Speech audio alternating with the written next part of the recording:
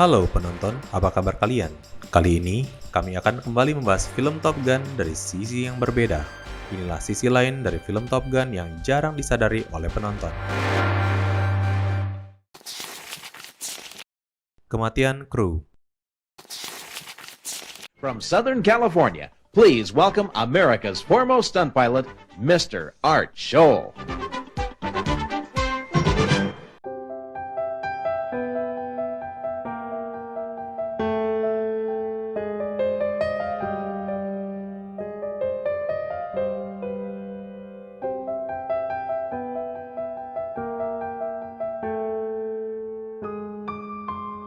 Pilot akrobat bernama Art Scholl meninggal secara tragis selama syuting film pada usia 54 tahun.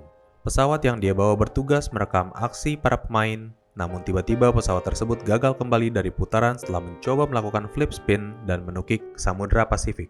Mayday, mayday. Bab's in trouble. He's in a flat spin. He's heading out to sea. Altitude 8,000, 7,000. 6, we're at 6, Bab. Watch the canopy.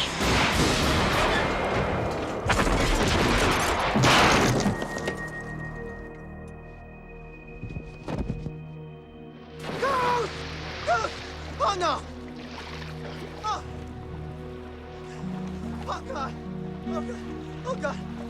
Oh! Oh!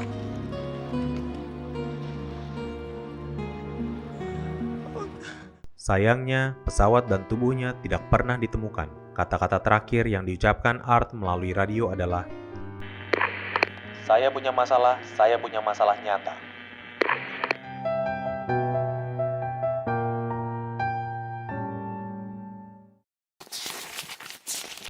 Egoisme Tom Cruise.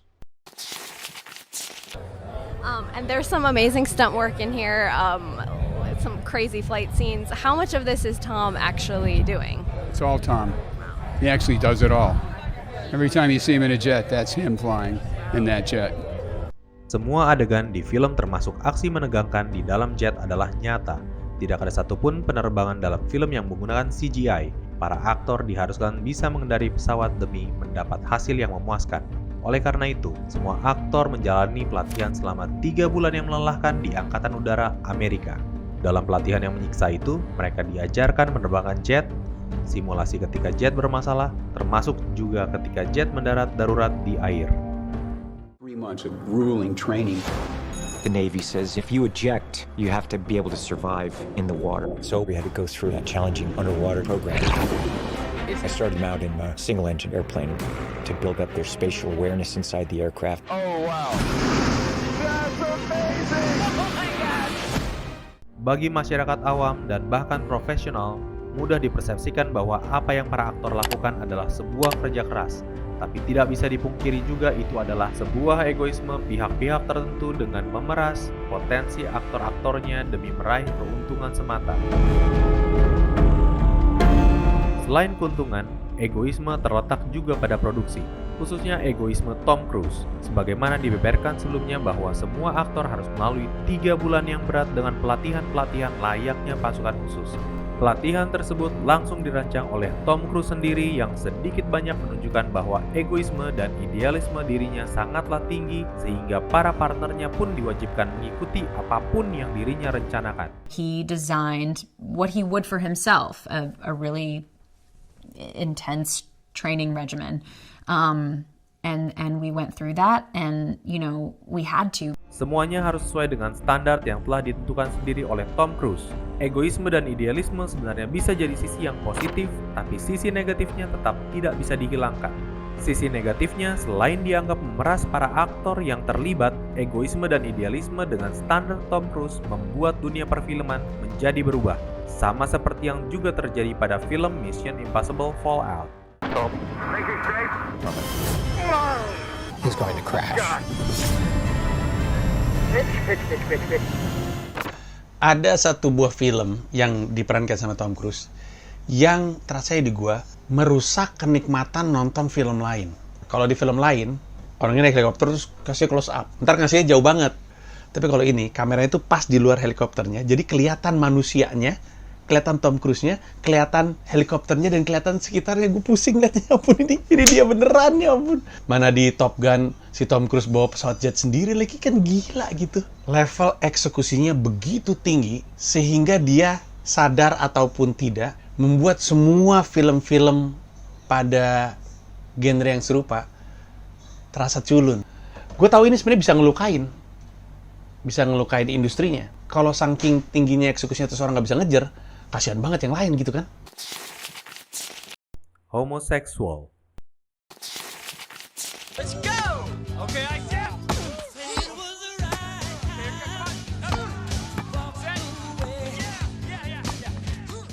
Film yang syarat dengan kejantanan ini disebut banyak menampilkan perilaku homoseksual.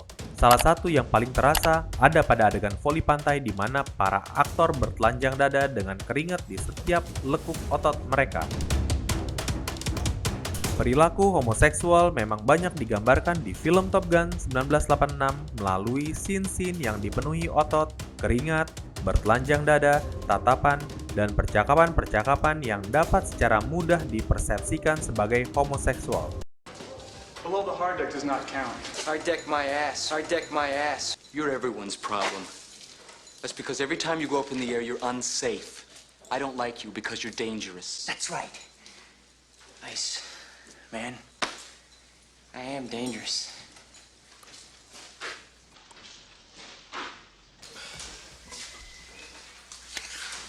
Maverick, it's not your flying. It's your attitude. The enemy's dangerous. This Viper got Iceman before he got us. It'll never happen again. I know.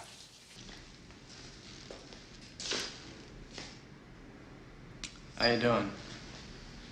All right.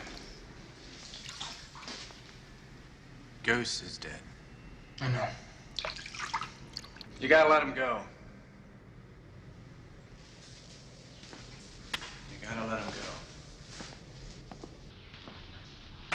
You gotta let him go.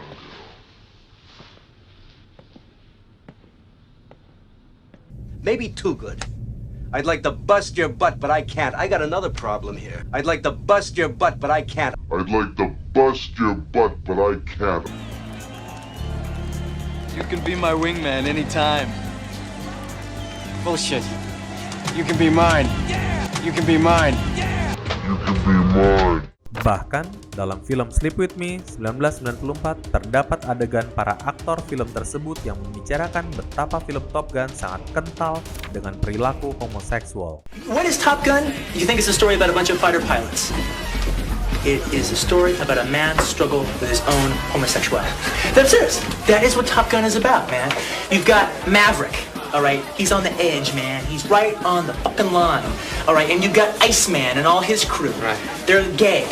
And they represent the gay man, right. All right? And they're saying, go the gay way, go the gay way. He could go both ways. What about Kelly McGillis? Right? Kelly McGillis, she's heterosexuality. Argumen film Top Gun menonjolkan homoseksual memang bisa dengan mudah dilawan dengan hadirnya Charlie ST-12?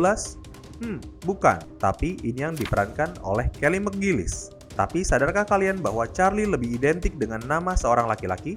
Pemberian nama ini kemungkinan juga mengisyaratkan gender yang ambigu.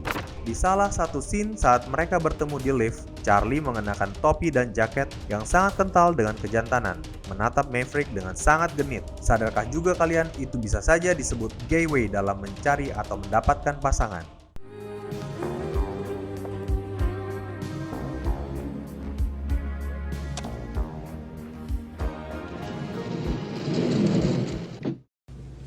But please understand, I still have a job to do. Sir?